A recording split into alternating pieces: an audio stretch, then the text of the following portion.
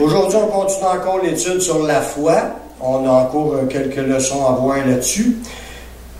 Le titre du message, c'est « Ce que la foi n'est pas et ce qu'un disciple confessera ». Parce que on va voir que notre état naturel est là, puis ça, on peut pas la changer. Oui, on peut, pas nous, on peut faire des efforts pour changer, mais il faut qu'il y ait des choses qui changent, puis c'est Dieu qui va les changer.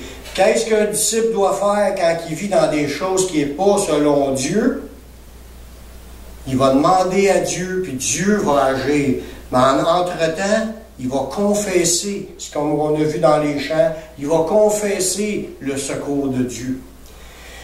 La Bible parle-t-elle de comportements ou réactions d'un chrétien qui sont contraires à la foi? Est-ce que ça arrive qu'on marche contraire à la foi? Parce que la Bible nous dit qu'on marche par la foi et non par la vue. Mais ça se peut-tu que des moments dans notre vie chrétienne qu'on ne marche pas par la foi? Ça arrive pas, oui. Oui, ça arrive. Puis ça, il faut réaliser que c'est là. Mais est-ce qu'il faut s'en donner une excuse et accepter l'État? C'est comme si tu as des doutes. Il faut que tu fasses un effort, que tu ailles chercher les outils pour te renforcer. L'auteur du livre de l'Épître aux Hébreux, en hébreu, on ne sait pas c'est qui l'a écrit, mais on a des pensées qui sont très bonnes dans ce passage-là. Il nous enseigne que la loi, dans l'Ancien Testament, établissait des hommes sujets à la faiblesse. Ça veut dire que les sacrificateurs qui étaient consacrés là pour être dans le service de Dieu, si on voit ça dans Hébreux 7, 28, ça nous dit en effet, la loi établit souverain sacrificateur des hommes sujets à la faiblesse. Qu'est-ce que ça veut dire? Ça veut dire que la loi, mais qu'on le veuille pas, c'était pas des hommes parfaits qui étaient établis pour être comme sacrificateurs dans la loi de Moïse. Il prenait ceux qui étaient de lignée de père en fils, de génération en génération, puis le sacerdoce était transmissible de père en fils. Fait que, il prenait celui qui était là, c'était lui qui tombait cette année-là sacrificateur, ou qui tombait souverain sacrificateur. Là, il y avait des manières de désigner ça, mais c'était pas des hommes parfaits. C'était des gens avec des défauts, avec des qualités, puis on espère qu'il n'y avait pas de péché, parce qu'il va avoir dans leur conscience le désir de se sanctifier. Mais comme on le sait, la purification des animaux n'était pas suffisant. Il faut vraiment purifier quelqu'un de ses péchés. Fait que c'était même des gens sujets à la faiblesse. C'était des gens qui tombaient comme tout le monde. Il n'y a pas personne de parfait. Mais pour nous, dans le Nouveau Testament, sommes-nous des gens sujets à la faiblesse? Bonne question. Est-ce que dans le Nouveau Testament, les chrétiens sont comme les hommes dans l'Ancien Testament, des hommes sujets à la faiblesse? Dans 2 Corinthiens 12, 9, l'apôtre Paul il est en train d'expliquer une vérité qu'il vivait, lui, dans sa vie. Puis il le dit qu'il n'avait pas atteint la perfection. Fait que donc, c'est un homme sujet à des faiblesses. Lui ici, il s'est levé le matin, puis s'est cogné la grosse orteil, puis il a peut-être dit « ouch ». Peut-être ça l'a arrêté là, j'espère, qu'il n'en rajoutait pas, puis qu'il manifestait sa mauvaise humeur aux autres. Mais on voit qu'il y a eu des conflits dans sa vie avec les autres apôtres, quand il s'est pogné avec Pierre, puis qu'il s'est pogné avec Barnabas. Des fois, ça ne devait pas être beau, tu sais, dans le sens de c'était pas des hommes parfaits. Puis Paul, il l'explique dans 2 Corinthiens 12, 9, il dit, lorsque lui-même, Paul, réalisait qu'il y avait un problème dans sa vie, puis il demandait de l'aide à Dieu, puis dans son cas, dans ce problème-là, Dieu ne voulait pas le sortir de ce problème-là, puis il a dit, ma grâce te suffit. Tu vas rester avec ce que tu as dans ton corps. Il y avait un problème que Dieu ne voulait pas enlever. Puis là, Dieu lui donnait raison. Car ma puissance s'accomplit dans la faiblesse. Dans l'Ancien Testament, il choisissait des hommes sujets à la faiblesse. Et dans le Nouveau Testament, il nous dit, la puissance de Dieu, excusez, La puissance de Dieu s'accomplit dans la faiblesse. Quand une personne est dans un état, oh, je suis pas sûr d'être capable. Tu sais, dans le sens, tu ne te confies pas dans tes capacités, je suis capable. Tu diminues intérieurement, tu marches dans l'humilité, puis tu t'accroches à Dieu, puis tu t'attends de Dieu. Tu as foi en Dieu. Donc, on est des gens sujets à la faiblesse. On est, parce que là, Paul, dans d'autres versets, il explique que je fais ce que je veux pas, puis j'ai de la misère à faire ce que je veux. J'ai comme la nature humaine qui est encore là, puis on a nos réactions. Puis Jean, dans ses épîtres, il dit, si quelqu'un dit qu'il est parfait, on vise la perfection, oui, mais si quelqu'un se croit parfait, il est déjà menteur. Parce qu'il n'y a pas de personne parfaite à part que Jésus. On est un titre, on a été déclaré parfait parce qu'on est purifié par le sang de Jésus, mais notre nature humaine est sujet à la faiblesse. Pourquoi? Parce qu'on est humain. On a une nouvelle nature qui est en nous, mais on a encore la vieille temporairement. Le temps que Jésus vienne nous chercher, ou qu'on meure, puis qu'il nous donne notre nouveau corps, là que le nouveau corps, ça ne sera plus pareil. En attendant, on a à combattre avec les faiblesses de notre chair. C'était des hommes pas parfaits dans ce temps-là, puis 2000 ans plus tard, on est encore des hommes non parfaits. La preuve, demandez à ma femme, elle va vous le dire.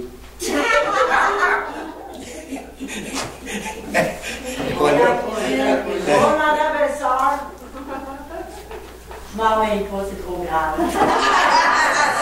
Il y a un proverbe dans le monde qui dit, il n'y a pas de grand homme pour un valet de chambre. Lui, le valet de chambre, celui qui fait le lit, qui amasse ses affaires, pour lui, là, il voit l'homme, peu importe son état dans ce monde, il voit l'homme avec ses défauts. Comment est-ce qu'il réagit dans la maison, comment est-ce qu'il agit, c'est l'homme avec ses défauts. Pour lui, il n'y a pas de grand homme pour un valet de chambre. C'est pas écrit dans la Bible, mais il y a un fond de vérité. C'est quand tu t'habitues avec une personne, plus que tu es souvent avec, plus tu aperçois les petits détails, les petites affaires, qu'on n'est pas parfait.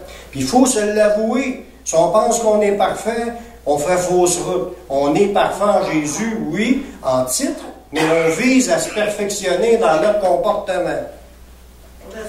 Puis Dieu, il dit que sa puissance s'accomplit dans la faiblesse. Quand une personne réalise qu'elle n'est pas autosuffisante, qu'elle réalise qu'elle a besoin de Dieu, c'est là que là, elle va s'accrocher à Dieu, puis c'est là que Dieu va pouvoir pleinement intervenir.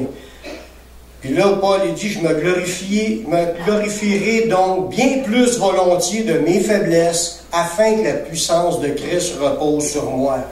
Ça veut dire que quand il parlait aux autres, il se vantait pas, là, quand il dit qu'il se glorifiait de ses faiblesses, ça n'en vante pas, mais il les avoue, il les confesse. Je suis pas meilleur que les autres, puis je suis un homme ordinaire, mais la grâce de Dieu sur moi. Dieu agit, puis Dieu va faire ci, va faire ça. Dieu m'ouvre les portes. Puis là, je vois la main de Dieu. Là, il rend la gloire à Dieu. Oui, nous avons des faiblesses, mais que doit-on faire lorsqu'on les réalise? C'est ça qui est la question. On l'avoue qu'on a des faiblesses, qu'on va le confesser toute notre vie. Mais il y a des choses que Dieu nous montre dans sa parole qui veut les changer. Qu'est-ce qu'une marche par la foi selon la parole de Dieu? Parce que le thème, c'est « on marche par la foi », on s'accroche à Dieu. On marche par la foi, mais si j'ai des faiblesses, qu'est-ce que je dois faire? Puis là, on va voir certains types de faiblesses qui sont pas ce n'est pas la foi. Quand on marche de telle manière, c'est pas de la foi. Puis là, comment y arriver à s'en sortir ou changer ces choses-là?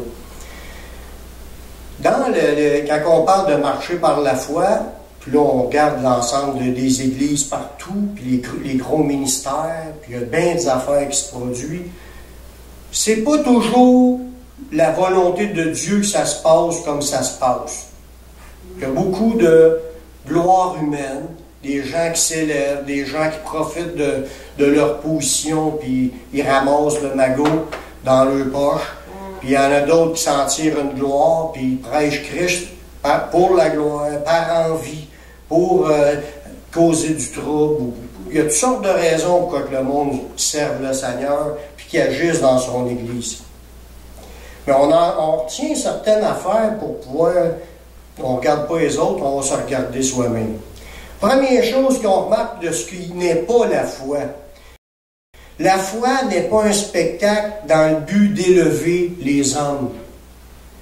Tu sais, quand on voit des gens qui font un ministère de puissance, gloire à Dieu, mais quand Jésus était sur la terre et il vivait sa puissance, puis il manifestait les dons, c'était pas pour chercher à être élevé. Il fuyait ces occasions-là. Il ne cherchait pas à apparaître et à se faire donner la main, puis il disait aux autres, dites-les pas, là. Il ne voulait pas se faire achaler, puis il savait comment est-ce que l'homme, c'est facile d'élever quelqu'un pour vouloir en faire un roi. Il voulait faire ses affaires discrètement. C'était pas un spectacle, là, puis combien de fois qu'il va tomber à terre, tu sais. Puis là, de commencer à... Puis là, il signe les autographes quasiment après avoir fait sa séance, puis il vend leurs affaires au gros prix, le livre, toutes leurs affaires. Il y a comme un racket qui s'est développé autour de la foi. Parce que l'homme n'a pas à se glorifier de quoi que ce soit, de ce qu'il a comme capacité spirituelle. Tout vient de Dieu. Le salut vient de Dieu, les dons viennent de Dieu, l'onction vient de Dieu, les divers dons spirituels, là, tu as le don de guérison, là, tu peux même pas penser qu'une seconde que tu y es pour quelque chose. C'est un don que Dieu donne à la personne, puis c'est pas pour tes poches qu'il donne ça, il donne ça pour que le monde se tourne vers Jésus, et non pas pour élever l'humain. Dans Romains 3, 27 et 28, ça dit « Où donc est le sujet de se glorifier? » Tu ne peux pas penser que tu vas te servir de la position que Jésus t'a donnée, d'être, mettons, devant une église de 3, 4 000, 5 000, puis vouloir profiter du système. Puis t'en servir pour amener la gloire. Tu ne peux pas penser de même. Sinon, tu es dans le péché. Dieu n'a pas donné ses dons et ses positions dans le Seigneur ou dans l'œuvre pour la gloire des humains. L'homme n'a aucune raison de se glorifier et doit rendre gloire à Dieu en toutes choses. Où donc est le sujet de se glorifier? Il est exclu. Par quelle loi? Par la loi des œuvres? Non, mais par la loi de la foi. C'est par la foi que toutes les choses s'obtiennent. On croit que c'est Dieu qui nous a donné les dons, les capacités, l'énergie. Il nous donne d'être populaire ou de ne pas l'être. C'est lui qui ouvre les portes. Puis toute la gloire doit revenir à Dieu. Un deuxième point, ce que la foi n'est pas une confession de pensée positive. Parce qu'il y a des livres qui s'écrivent, même dans les livres du Nouvel Âge, mais il y a des livres chrétiens qui reprennent les idées du Nouvel Âge, puis ils rajoutent l'idée que si tu visualises l'affaire, puis là, tu es comme en train d'incuber l'idée, puis là, tu répètes tes phrases, à force de répétition, tu penses que les choses vont s'accomplir parce que tu récites tes paroles positives, là. Ça va aller bien dans ma vie, ça va aller bien dans ma vie. Là, il s'en récite, mais c'est pas basé sur des versets ou une attente que Dieu agisse. C'est une pratique du monde. Mais il y a des gens dans l'Église qui pratiquent ces choses-là, puis ça ne fait pas partie de la vie chrétienne. Ça ne fait pas partie de la marche par la foi. C'est comme si les gens sont mêlés. Ils ne lisent pas les passages de la parole de Dieu. Dans Matthieu 6, 7, Jésus, il dit, en priant, ne multipliez pas des vaines paroles, comme si tu multiplies, là.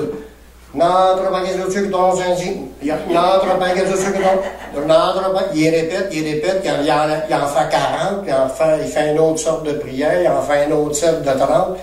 Là, on pense qu'à force de multiplier des paroles, qu'on va finir par être exaucé. Il y a des religions qui font ça, ce genre de prière-là, puis c'est pas de Dieu. Dieu, il n'est pas une machine que tu lui donnes 30 prières, puis là, il y a un exaucement. Ou une autre sorte de genre de prière, tu en fais 20 de ce genre-là, puis tu vas avoir un exaucement. C'est une annonce dans le journal. Ouais.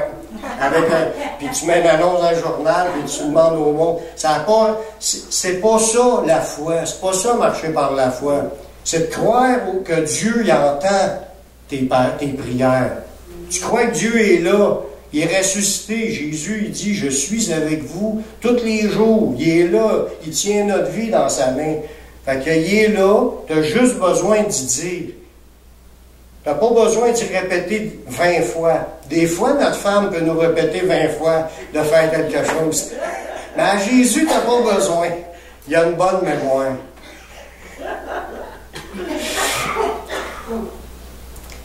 Jésus dit en priant, ne multipliez pas de vaines paroles comme les païens qui s'imaginent qu'à force de paroles, ils seront exaucés.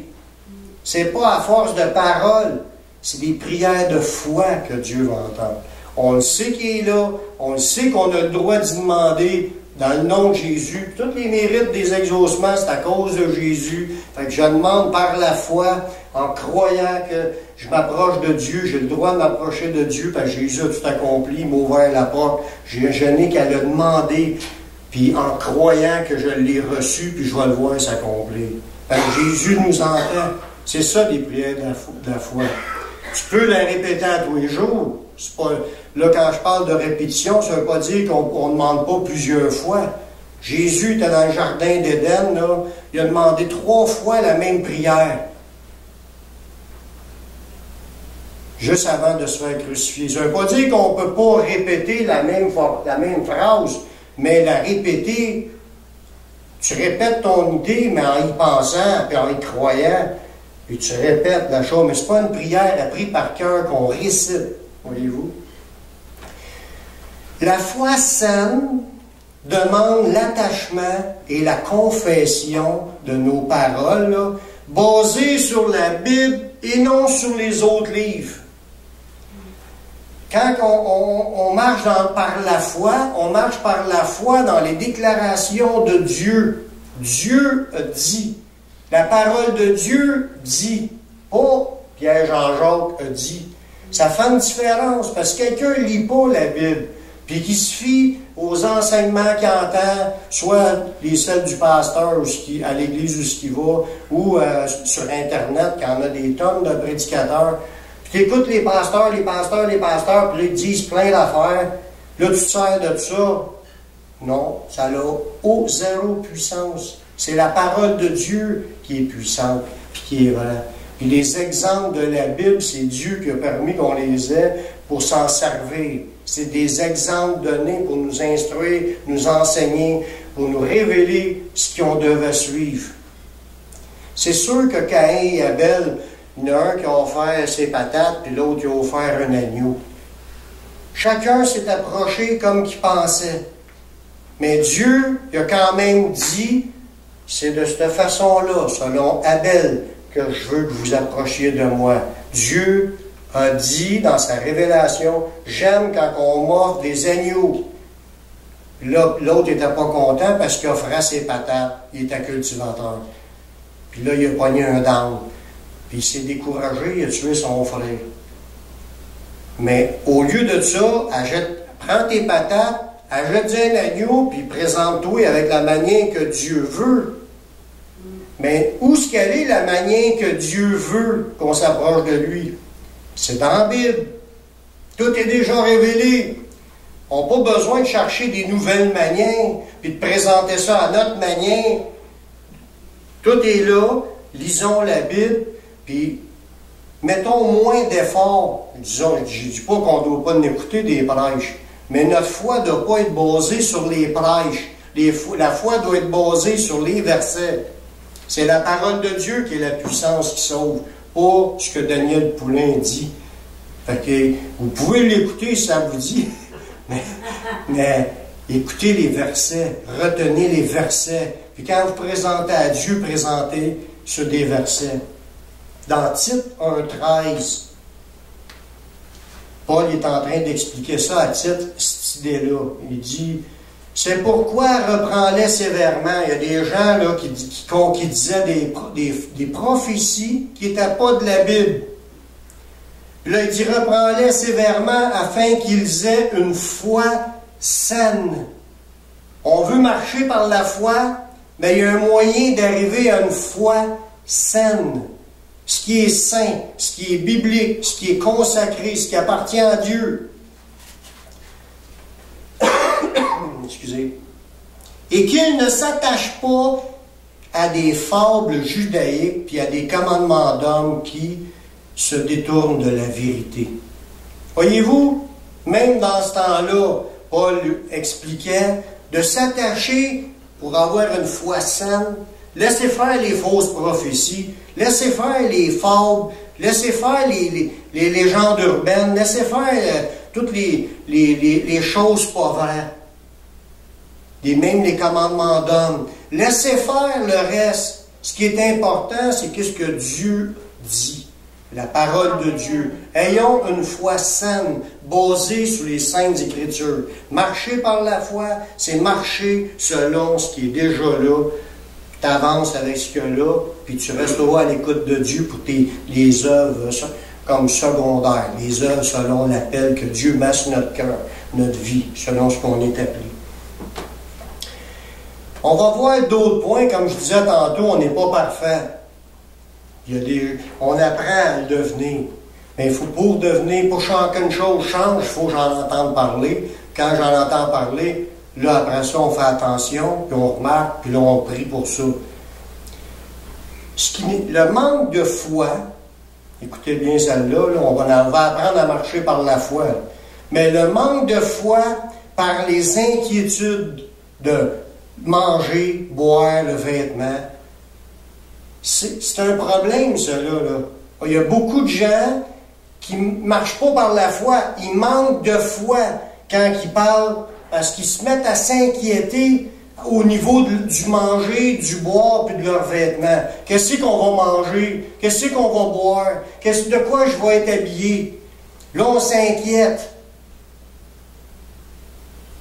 Dans Matthieu 6, 31, si on va apprendre à marcher par la foi, il faut réaliser que Dieu connaît tous nos besoins.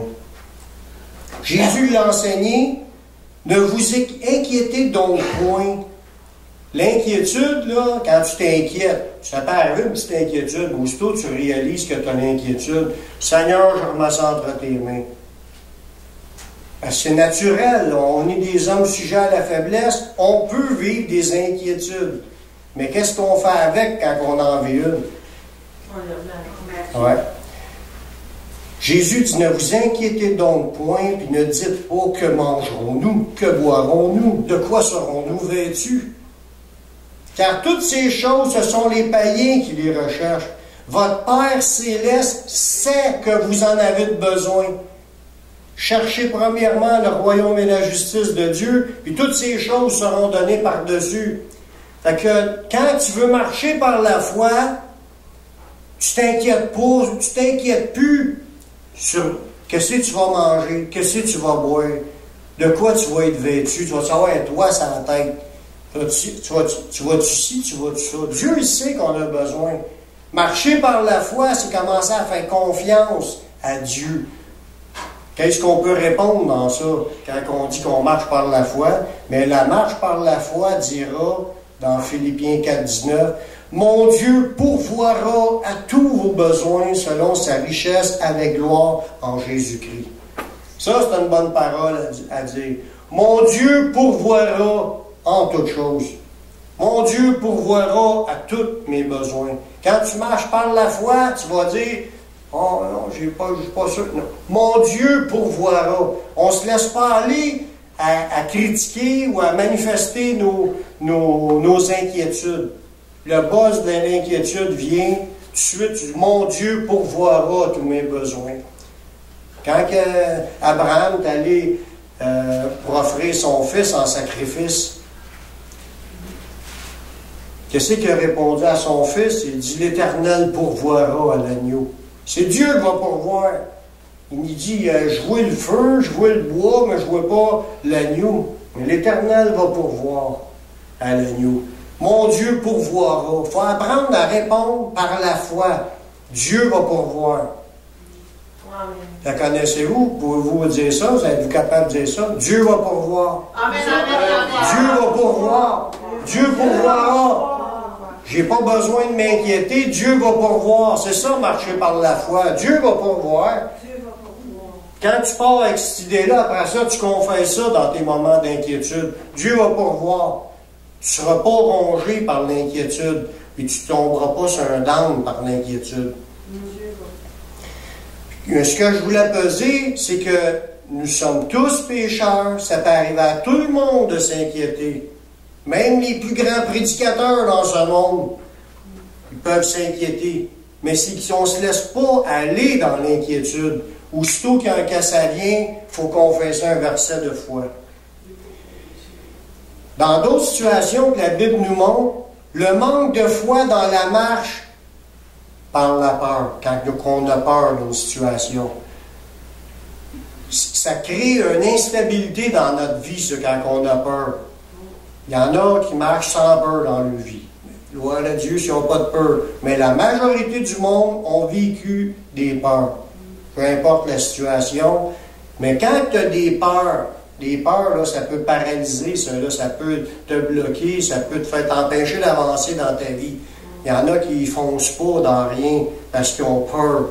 Ils ont peur que ça ne marche pas, ils ont peur peur de sortir dehors, d'un coup qu'il y a un assassin qui se promène, d'un coup qu'il y a un lion dehors. Tu sais, il y a toutes sortes de raisons pourquoi on se dit qu'on ne veut pas bouger parce qu'on a peur. Mais dans l'exemple que je vais prendre, dans Matthieu 8, 23, c'est l'histoire des disciples qui étaient dans la barque avec Jésus. Puis là, il y a eu une tempête, Jésus dormait dans la barque, puis il y a eu une tempête. Là, l'eau, là, eux autres, c'est des gars qui étaient habitués de la pêche. Normalement, ils n'ont pas peur de l'eau. C'est du monde quand ils sont habitués de la pêche. S'il y en a 4 là-dedans, au moins que c'était des hommes, c'est leur métier, la pêche. Pierre, son frère, puis Jean, puis Jacques, c'était des gars qui étaient habitués à la pêche. Puis là, cette fois-là, il y avait une tempête. Là, il y avait peur. Il monta dans la barque, dans Matthieu 8, 23 jusqu'à 26. Il monta dans la barque et ses disciples le suivirent. Et voici, il s'éleva sur la mer une si grande tempête que la barque était couverte par les flots. Là, tu as une grosse chaloupe. On est 12 dans la chaloupe, 13 dans la chaloupe. Là, les vagues rentrent dans la chaloupe. Tu es dans le milieu de la mer. Je ne sais pas si c'est la mer morte, je n'ai pas checké. Et lui, il dormait. Jésus, lui, il était en train de se reposer. Les disciples s'étant approchés, le réveillèrent et dirent « Seigneur, sauve-nous, nous périssons !» Il leur dit « Pourquoi avez-vous peur, gens de peu de foi ?» Alors il se leva, menaçant les vents et la mer, puis il y eut un grand calme. Wow! Ça, c'est quelque chose. Mais ce qu'on retient là-dedans, c'est la réponse de Jésus. Tout le monde aurait dit, c'est normal d'avoir peur. Si les gars qui étaient habitués à la pêche sont habitués d'y aller, ils n'ont pas peur d'habitude, mais là, c'était vraiment laid. Puis Jésus leur dit, pourquoi avez-vous peur, gens de peu de foi? On parle de marcher par la foi, mais la peur, c'est contraire à la foi. Si la peur te bloque, si la peur t'empêche, si la peur... Oh ben moi, je ne parlerai pas de Jésus, à lui, t'as peur. C'est un manque de foi. Comme croire que Dieu ne sera pas là avec toi pour y aller parler.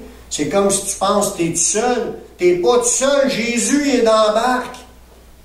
Si Jésus était avec nous autres, il n'y a pas de danger. Jésus, il avait sa mission à faire. Il ne pouvait pas mourir noyé cette journée-là. Fait qu'on n'a pas de raison d'avoir peur. Mais l'humain a peur. C'est naturel. On est des hommes sujets à la faiblesse. Mais cette peur-là paralyse et elle les empêche d'accomplir des choses. Mais Jésus appelle les gens qui ont peur gens de peu de foi. Tu veux marcher par la foi? Tu es prêt à avancer dans n'importe quelle situation. Tu sais que Dieu est avec toi et tu n'as pas peur. Même si c'est une personne que normalement tu as peur, tu confesses des versets que Dieu est avec toi. qu'est-ce qu'une personne qui marche dans la foi va dire? Dans le psaume 23, comme par exemple, le verset 4. Quand je marche dans la vallée de l'ombre de la mort, je ne crains aucun mal, car tu es avec moi. C'est-tu assez beau? Quand je marche dans la vallée de l'ombre de la mort, je ne crains aucun mal, car tu es avec moi. Êtes-vous capable de la dire, celle-là? Quand je marche dans la vallée de l'ombre de la mort, je ne crains aucun mal, car tu es avec moi.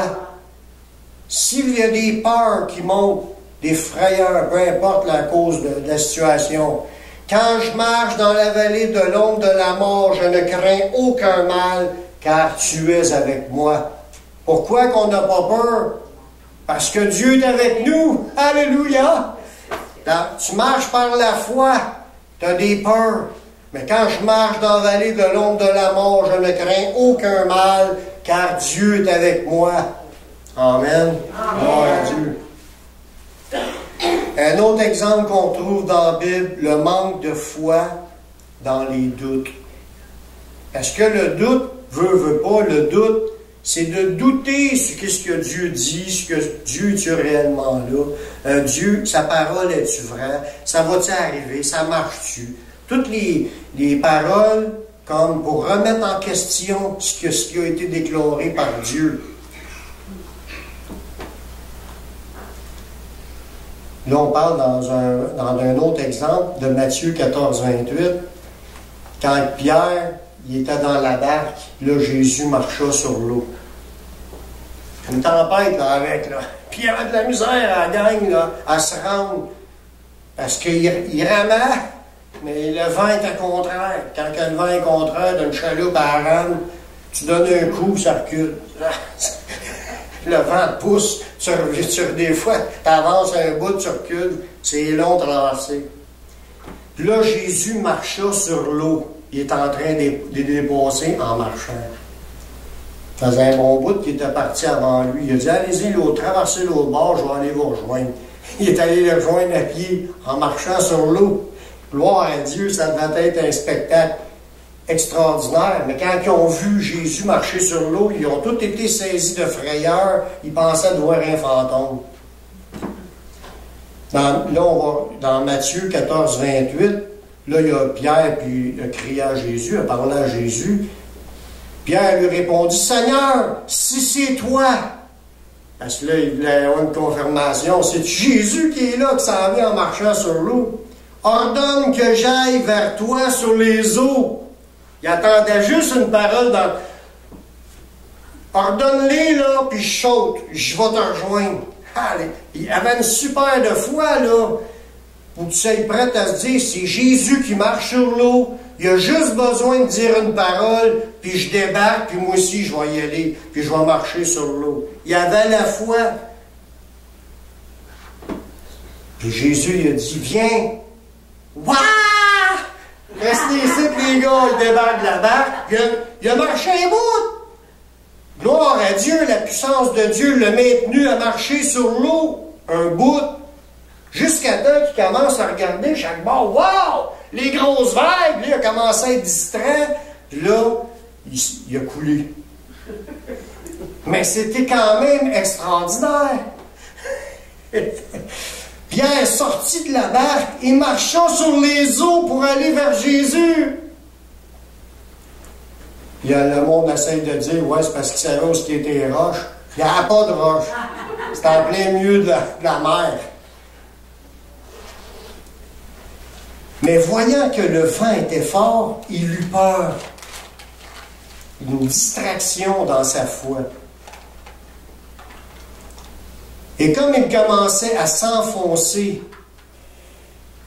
je ne sais pas dans combien c'était d'une shot ou tranquillement. Wow, wow, je coule. Là, ça rentre tranquillement.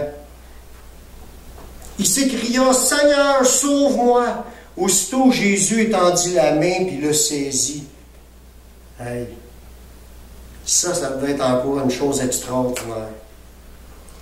Mais c'est la phrase que Jésus lui a dit.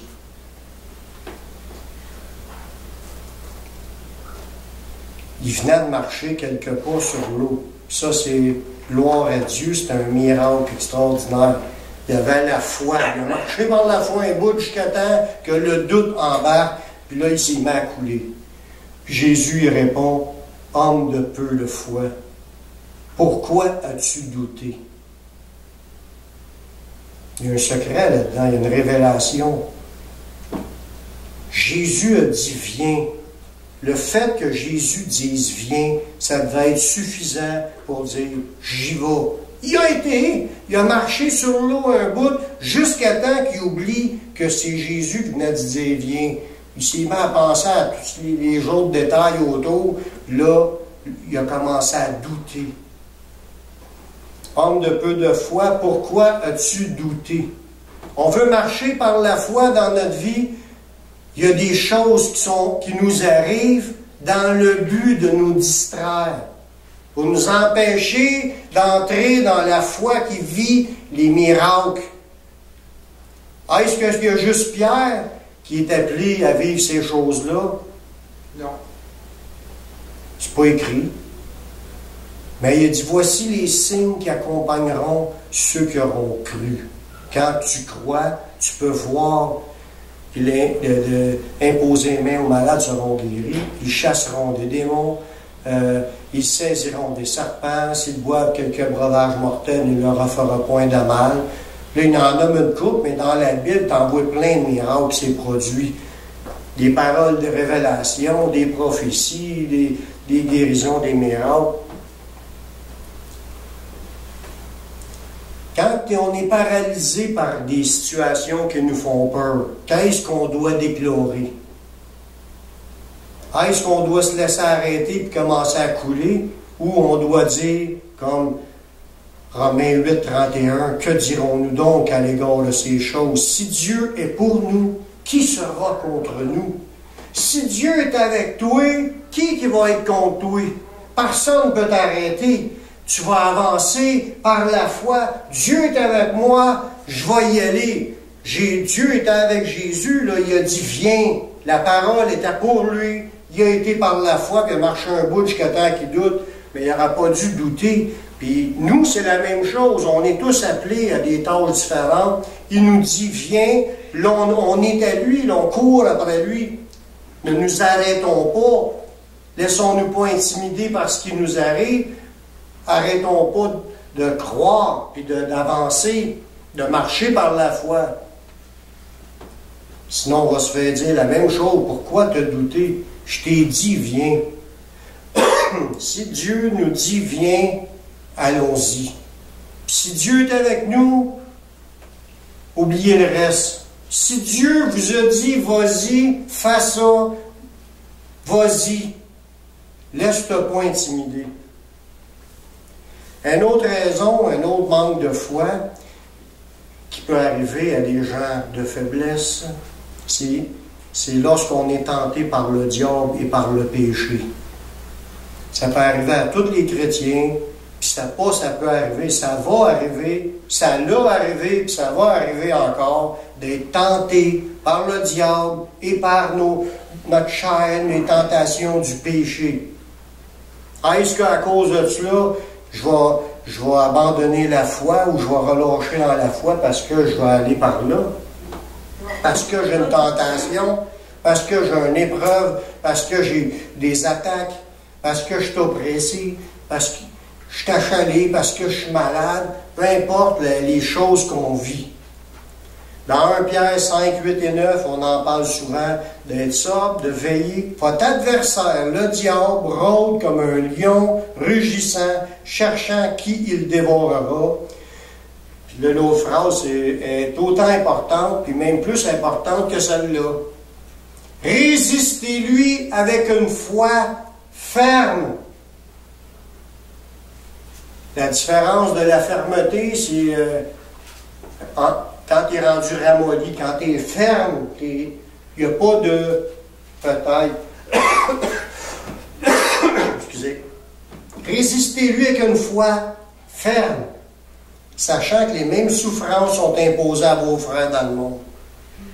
Quand tu es tenté par le diable, attaqué, ou tenter dans des péchés.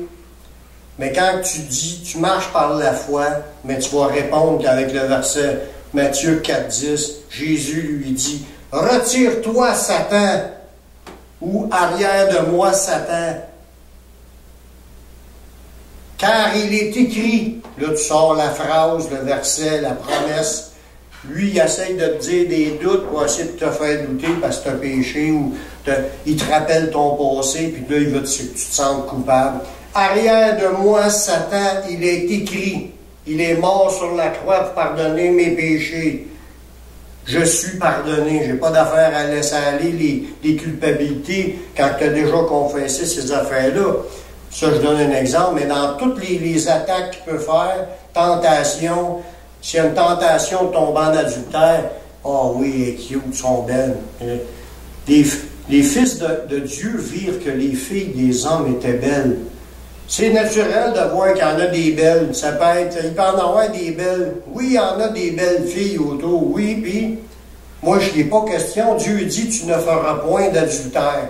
Celle-là, ça vient de dire, point final, j'y irai pas. Tu réponds avec un verset. Dieu dit, tu ne feras pas d'adultère. Même pas dans les pensées, à se laisser aller. Fait que tu sors un verset qui dit, il est écrit, puis tu sors le verset. C'est de même qu'on répond par la foi. On a une faiblesse, il nous tente. Ça ne veut pas dire qu'il faut se laisser aller à cela. Il faut dire, il est écrit, on ne fera pas d'adultère. Tu ne tueras point. Pas le droit d'haïr personne. Tu diras point de faux témoignages. On ne compte pas de menterie. Tous les commandements, là, c'est des guides. C'est des lignes guides qui sont encore là. Dieu n'a jamais aboli les commandements. Jésus a dit qu'il fallait les mettre en pratique.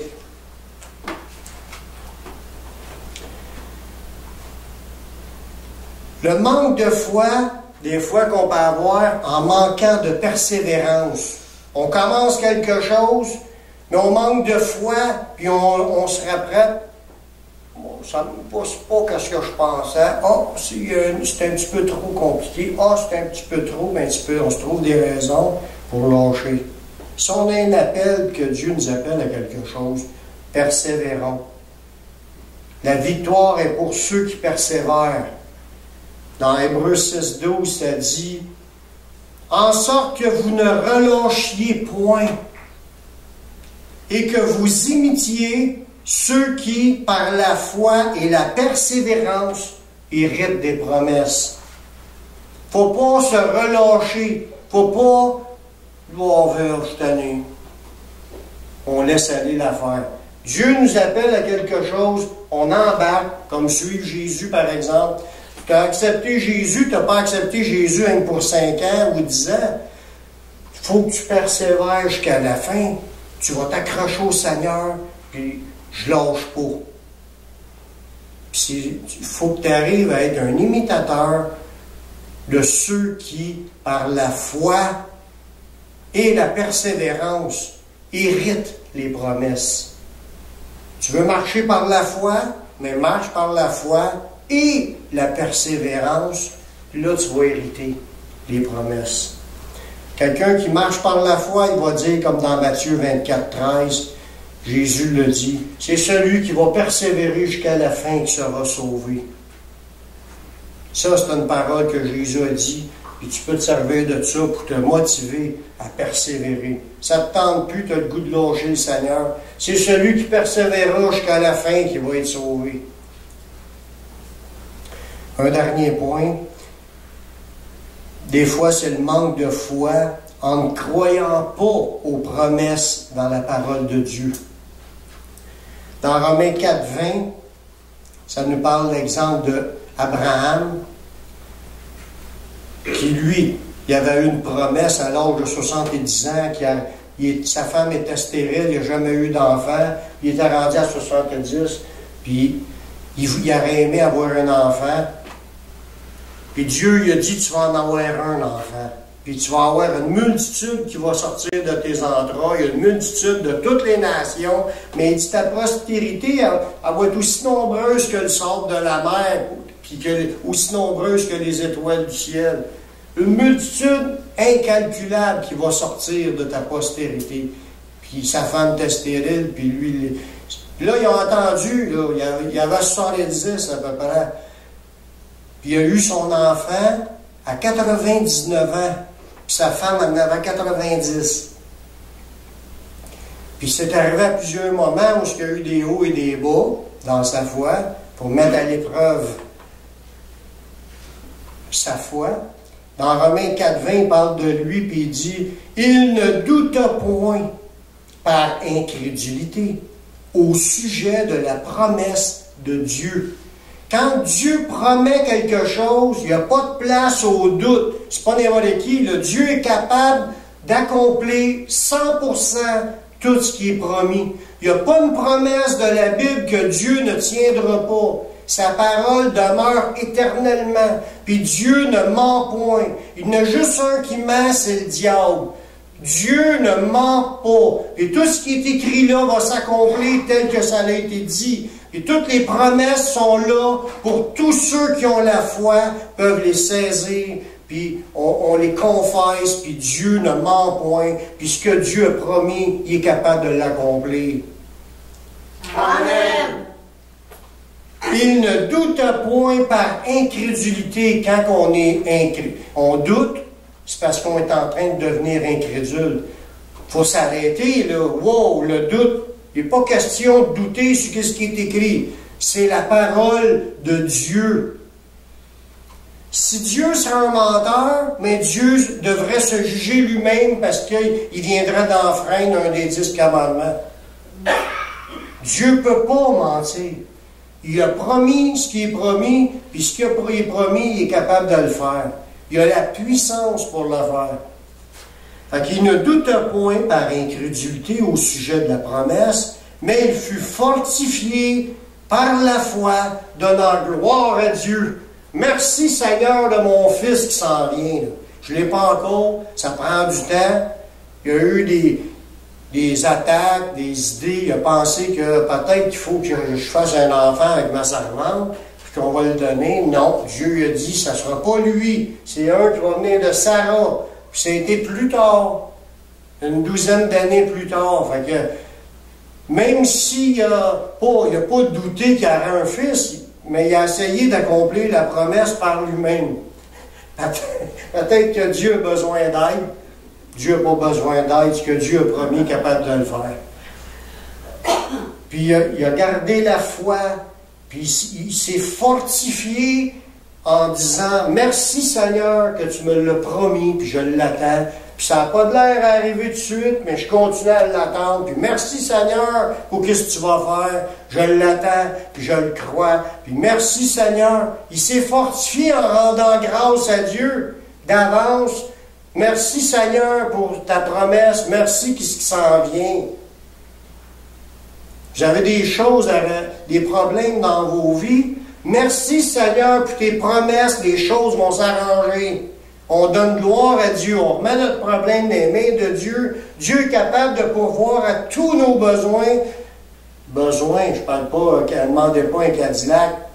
C'est pas un besoin de Cadillac, mais les besoins, présentez-les à Dieu. Puis croyez que Dieu il est capable de faire. Il n'y a rien à son épreuve. Rien n'est impossible à Dieu. Tu ne peux pas avoir plus fort que celle-là. Il peut faire au-delà de ce qu'on peut imaginer ou penser. Think big, Dieu il est grand, puis il a créé l'univers, puis il ne nous a pas demandé de conseils, puis il n'a pas été un architecte ou un ingénieur.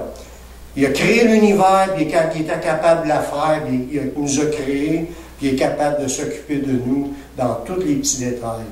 Amen. Amen. La marche par la foi dira, 1 Corinthiens 1,8, il vous affermira aussi jusqu'à la fin pour que vous soyez irréprochables au jour de notre Seigneur Jésus-Christ. Dieu est fidèle, lui qui vous a appelé à la communion de son Fils Jésus-Christ. Dieu est fidèle. Dieu l'a promis, ça va s'accomplir. Dieu est fidèle. Êtes-vous capable de confesser ça? Dieu est fidèle. Ce qu'il a promis, il est capable de l'accomplir. Si vous avez des doutes, mettez toutes des mains du Seigneur. Dieu est fidèle, les choses accomplies, telles que ça a été promis. Il y a des promesses, il y en a pour tous les sujets dans notre vie. On a juste à s'accrocher, à marcher par la foi, puis on va les voir s'accomplir. Voyez-vous, le titre du message, ce que la foi n'est pas et ce qu'un disciple confessera. Savez-vous qu'est-ce qu'il faut confesser? Il faut confesser la parole de Dieu, les promesses de Dieu par la foi. C'est ça la marche par la foi. Prions. Seigneur, je te remercie pour ta parole, pour nous fortifier dans la foi. Merci de révéler tous les doutes, les blocages, les peurs, etc., qui essayent de nous empêcher. Augmente notre foi, notre fermeté, notre confiance. Puis apprends-nous à tout te remettre entre tes mains. Tu dis, et Dieu pourvoira à tous vos besoins selon sa richesse et sa gloire. Merci Seigneur d'être riche en bonté envers nous et de vouloir déjà t'occuper de nos vies. Prends nos vies, on te les donne, et guide-nous dans tout cela, dans le nom de ton Fils Jésus. Amen.